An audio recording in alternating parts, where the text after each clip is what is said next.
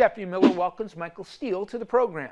Michael, as many of you remember, was the chairman of the Republican Party not too many years ago, but now doesn't even recognize the current GOP. But do you see any reasonable chance at this moment that your party is going to come back to any sense of sanity? No, there isn't. Yeah. No, there isn't. Which gets to the second point, which is the political point. I stay in because it pisses them off. because the easiest thing to do is leave, right? That they want that. They want me and Liz Cheney and others to be excised from the party.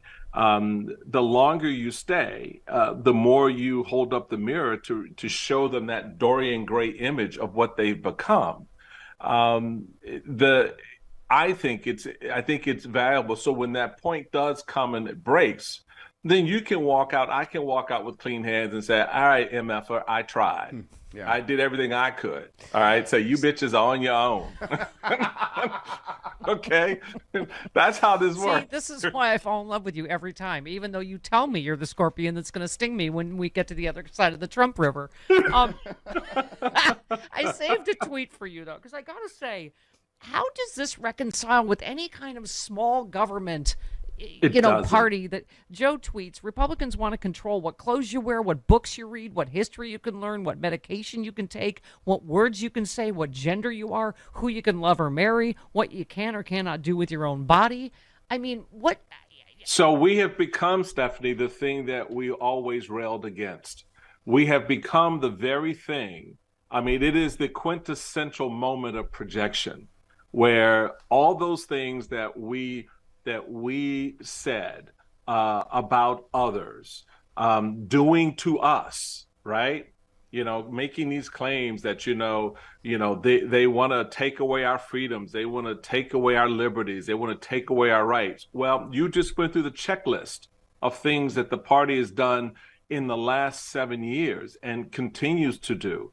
And so there is no expectation, by me or any others, I would say, that they're just going to wake up tomorrow, have a V8, and decide, oh, shit, we were wrong. Oh, can't say that. Wow, you filthy. You're working blue, Michael Steele. Right. You can't say that on my little family radio show. Go ahead. I'm sorry. I take that out. Okay. Did I say a too nasty late. word? Yeah, okay. We'll fix it in post. But you can't sit there and think that somehow it's all going to correct itself in a matter of days, weeks, or even years. This infection is now in the bone marrow of the party, and you won't be able to get it out, and so it has to go through the natural processes of dying, I think. And the question becomes, because we believe that we need a viable political system. Mm-hmm. I'm not sitting there going, all D's all the time. Hell no, right? That's not the plan. So you want to create a space or lane in which something else grows ideologically, politically, philosophically, that challenges the system, that represents the array of points of view out there along the political spectrum. And you have an opportunity, whether that's in the form of a New Jack Republican Party, or if it's an earlier vintage that's reemerges, whatever it happens to be, something else is going to come from this stuff. Michael, I'm trying to imagine what my dad would have thought of serving in Congress with Marjorie Taylor Greene and Lauren Boebert. Oh. And, as you tweeted, Lauren Boebert, Marjorie Taylor Greene, J6 insurrectionists sitting in a D.C. jail are where they belong. They're not patriots. They're not political prisoners. More performative BS sanctioned by Speaker McCarthy. That's what's become of your party. I mean, the fact that they're still wearing, AR-15 lapel pins around, even after Nashville. I have to ask you, you tweeted every president since Clinton, every last one has had to stand before the country after the killing of innocents to speak to a tragedy we won't do anything about. Today, thoughts and prayers. Again, tomorrow, nothing changes as usual.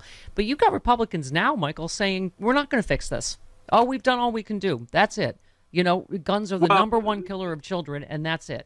We're not going to fix it. And let's expand that thought, Stephanie, because they have done all that they are going to do to fix the problem, which is nothing. All right, do nothing. But then on the flip side of that, they're expanding the space into which more children will be killed. Because now in some states, they've allowed, I think it's maybe Idaho or Montana, one of the states have now said that children of any age can carry a firearm without any repercussions, except for when the kid goes to school and gets pissed off at a classmate and decides to shoot him and 3 or 4 other people. So this is they're creating an environment. I look at it this way. You have a situation where it's so out of control that they give into the thing that they've created. In other words, we can't fix it. We don't know. This was a thought experiment that's suddenly now gone bad, right? And they don't know how to get out of it. They don't know how to extricate themselves from it because they don't want to be embarrassed by. And this is where Michael Steele, by saying, "Oh yeah, we were wrong." Michael Steele, this is where I would pull you gently into the light. And if I lived in D.C., I would work my charms on you every single day until you came fully to the light, to the Democratic Party, because both sides do not do it. It is because of the Republican Party we don't have sensible gun legislation. And as you know, the polling, that's what you did for the longest time. The polling is all on our side on these issues. And it's the Republican Party that have gotten so extreme. Why, Michael, for instance, do we have to say it's impossible to get an assault weapons ban? But you've got for every Republican you want to scream at, you've got a Joe Manchin who's on the Democratic side, who's not one of them. Kirsten Sinema. Oh please, she's not a Democrat anymore.